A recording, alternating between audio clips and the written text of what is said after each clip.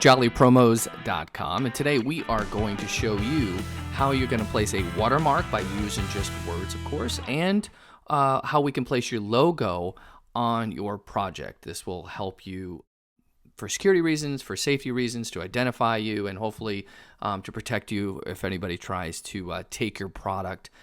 You'll be all over the place. So I'm going to try to do this really quick. I get this asked all the time. So this is pretty simple. Here's your project. This is actually a project that I've done. Let's just kind of go in an area and let's do it. Grab the basic title. You're just going to grab that down. You can use any kind of title you want, but I typically just use a basic title in Final Cut Pro.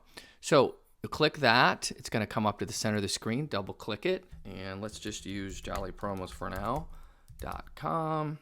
There it is right there.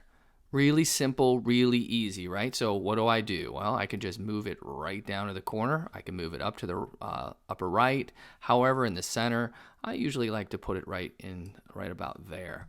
Next thing you're going to do, you're going to blend it. You're going to make it a little bit better. I like mine blended, so I go into just a basic overlay, and you can see that it kind of fits the screen itself and the background, and it just kind of blends right in. So it's kind of cool. So we'll see that. There it is right there. Okay, great. So that will be through the whole thing. Let's say that you want to put it in the center and you want it to go diagonally. Okay, so that's pretty easy to do. So let's say we just want to type in client copy or whatever you want to write. All right, so there's the client copy. It's right in the center. So what do? We got to make it a little bit bigger. First off, let's rotate it. I can rotate any way I want. Let's say I want to go diagonal. Now I need it bigger, so I'm going to hit the scale all, and then you can just kind of move it around to where you want it to be. And if you want it darker or lighter, you're going to use the opacity right up in the upper right hand corner, and you can see there it is right there. And I've just watermarked it across for better protection. I can darken that, I can lighten that, overlay any way that you want to do it. Okay, so that is a simple way to use a basic title for a watermark. Let's move on to the next thing, and that's going to be, how do we use the logo? Well, that's pretty easy to do. So you can actually drag a logo right into here onto your main timeline. I've already got one in here. Let's bring it up. There it is. Let's just use the Nike logo. So I can drag that in right on the top, and I'm going to expand it throughout right about there. All right.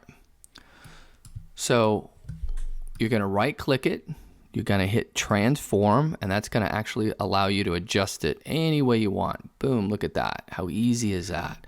Now I can place this anywhere. I can place it in the lower right, typically where I like to put mine. I'll shrink it down, and you can see it works quite well. Okay, but what if I don't want that white background? What if I want it more transparent? You're going to go up to blend mode up here where it says normal. This is a really cool little trick, and you're going to hit multiply, and look at that. Bam, I just did a little transparency.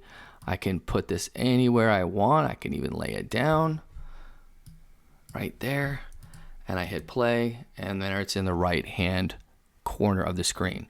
So that's it. So we've learned two things. We've learned how to put your logo anywhere you'd like. You can use the blend mode, you can use the opacity to darken or lighten it, you can use the multiply button to take off the white, and we've also just used a basic title. You can use any basic title to write whatever you'd like, and you can put it diagonally across or any position that you want. So go ahead and hit the subscribe button. We'll have more tips, more reviews, and more ways to make you more creative. I'm Greg O'Rourke, and thanks for watching.